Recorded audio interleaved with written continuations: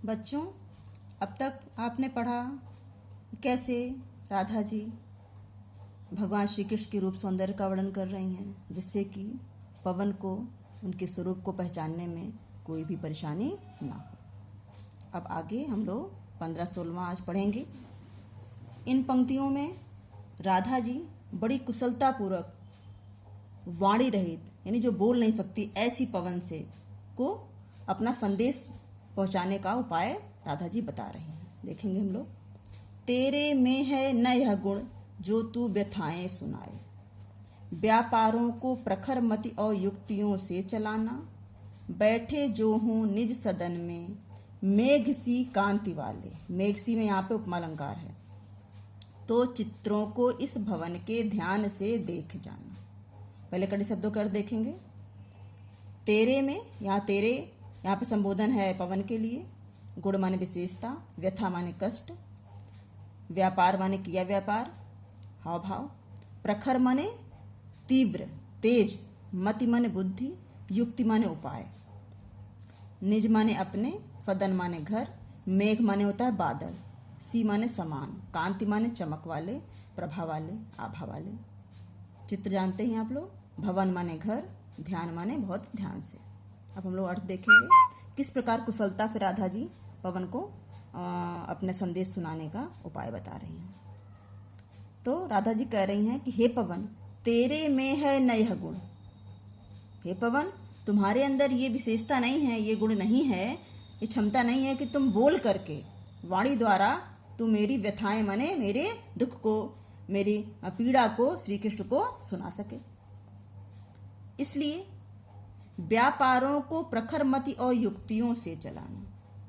इसलिए अपनी प्रखर मति यानी तीव्र बुद्धि से काम लेके ऐसा उपाय करना जिससे कि मेरा काम सिद्ध जाए, अर्थात मेरा जो संदेश है, जो मैं चाहती हूँ, वो वहाँ पे मेरी बात श्री कृष्ण तक पहुँच जाए। इसके लिए क्या करना होगा? बैठे जो हूँ निज सदन में मेघ सी कांति वाले। तो अगर तुमको वहां पर श्री कृष्ण निज सदन यानी अपने घर में मेघ सी कांति वाले, मेघ माने बादल सी आभा वाले, श्री कृष्ण जिस घर में बैठे हों उस घर में तुम जाना, तो चित्रों को इस भवन के ध्यान से देख जाना। और उसके बाद यानी वहां पहचान लोगी तुम्हें। उसके बाद उस भवन में जो चित्र लगे होंगे दीवारों पे, उनको बड़े ध्यान से तुम देखना। 16वां देखेंगे हम लोग। जो चित्रों में विरह विधुरा का मिले चित्र कोई, तो जा के निकट उसको भाव से यूं हिलाना, प्यारे हो के चकित जिससे चित्र की ओर देखें, आशा है यूं सुरति उनको हो सकेगी हमारी। तो राजा जी कहते हैं पहले तो वहां पर भगवान श्री कृष्ण जहाँ बैठे हों उन चित्रों, उस घर में जो भी चित्र लगे उनको बड़े ध्यान से देखना, और उन चित्रों में ये ढूंढना जो चित्रों में विरह विधुरा यानी वियोग से, विधुर यानी दुखी, किसी विरहणी नायिका का कोई तुमको चित्र मिले, वियोगिनी स्त्री का, तो जाके निकट उसको भाव से यूं हिलाना। तो उस चित्र के पास जाना, निकट माने समीप, और उसको बड़े ध्यान से यानी उसको इस प्रकार से हिलाना कि प्यारे होके चकित जिससे चित्र की ओर देखें। कि श्री कृष्ण जो मेरे प्रिय प्राण प्रिय श्री कृष्ण हैं, वो प्यारे अर्थात श्री कृष्ण के लिए है, जो आश्चर्यचकित होकर उस चित्र की ओर देखने लगे।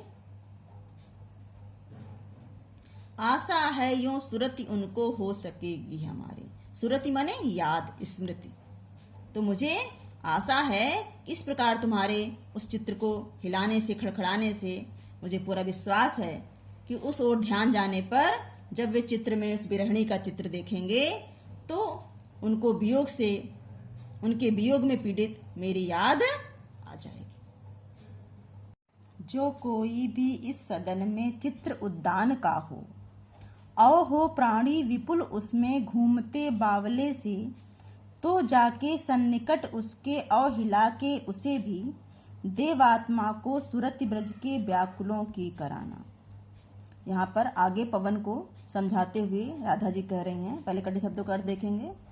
सदन माने घर, चित्र माने चित्र, उद्यान माने बगीचा, प्राणी माने जीव, विपुल माने अधिक, बावले माने पगले से, सन्निकट माने समीप, देवात्मा यहाँ पे श्री कृष्ण के लिए कहा गया, देव स्वरूप आत्मा वाले, सुरति माने याद।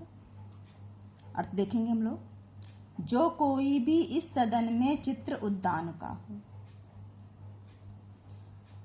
तो राधा जी कह रही हैं उस भवन में जहां पर श्री कृष्ण बैठे हों, उस भवन में, सदन माने उस भवन में, उस घर में अगर कोई उद्यान माने बगिया का, बागीचे का चित्र हो, और हो प्राणी विपुल उसमें घूमते बावले से, और उस चित्र में बहुत सारे प्राणी, बहुत सारे लोग उसमें प्रेम में पागल से घूमते दिखाई पड़ रहे हों, उस चित्र में बने हों, तो जाके सन्निकट उसके और हिला के उसे भी, तो उस चित्र के नज़दीक जाना जिसमें बहुत सारे प्राणी हैं और उसको भी हिलाना उसी प्रकार से, जिससे कि श्री कृष्ण का ध्यान उस चित्र की ओर आकर्षित हो, और इस प्रकार उस देवात्मा स्वरूप मेरे प्रियतम को सुरति ब्रज के व्याकुलों की कराना। सुरति माने याद, ब्रज में और लोग यानी मेरे अलावा और भी बहुत सारे लोग उनके वियोग में व्यथित हैं, तो उनको इस प्रकार जो ब्रज के व्याकुल उनके प्रेमी जन हैं उनको उनकी याद हो जाए।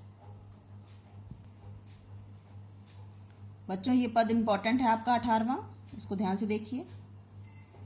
कोई प्यारा कुसुम कुमला गेह में जो पड़ा हो, तो प्यारे के चरण पर ला डाल देना उसी को, यूं देना ऐ पवन बतला फूल सी में यहाँ पे अलंकार, एक बाला, म्लाना हो कमल पग यहाँ पर रूपक अलंकार, को चूमना चाहती है। पहले कड़ी शब्दों कर देखेंगे। कुसुम माने फूल, कुमलाया माने मुरझाया हुआ, गेह माने घर में, चरण माने पैर, पवन माने हवा, म्लाना माने मलिन होके मुरझा के, चूमना यानी उसका चुम्बन करना चाहती है, उसको छूना चाहती है। अर्थ देखेंगे अब हम। यहाँ पर राधा जी पवन दूती को समझाते हुए कह रही हैं कि हे पवन, कोई प्यारा कुसुम कुमला गेह में जो पड़ा हो, उस घर में जहाँ पर श्री कृष्ण उपस्थित हैं, उस घर में अगर तुमको कोई ऐसा पुष्प, ऐसा फूल जो कि मुरझाया हुआ पड़ा दिखाई दे, गिरा दिखाई दे, तो प्यारे के चरण पर ला डाल देना उसी को। तो हे पवन, तुम उसको उड़ाकर प्यारे अर्थात मेरे प्राण प्रिय श्री कृष्ण के चरणों पर फूल को, उसके फूल को समीप ला देना, उनके चरणों पर गिरा देना उस फूल को। यूं देना ए पवन बतला, इस तरीके से, इस उपाय से हे पवन उनको ये समझा देना, ये जतला देना कि फूल सी एक बाला यानी युवती, स्त्री, तो फूल के समान, जैसे ये फूल मुरझाया हुआ है वैसे ही फूल के समान एक कोमल बाला अर्थात राधा है, जो म्लाना हो जो आपके वियोग में मलिन हो गई है, मुरझा गई है, व्यथित है, आपके कमल पग को, कमल रूपी जो चरण हैं उनको चूमना चाहती है, उनको स्पर्श करना चाहती है।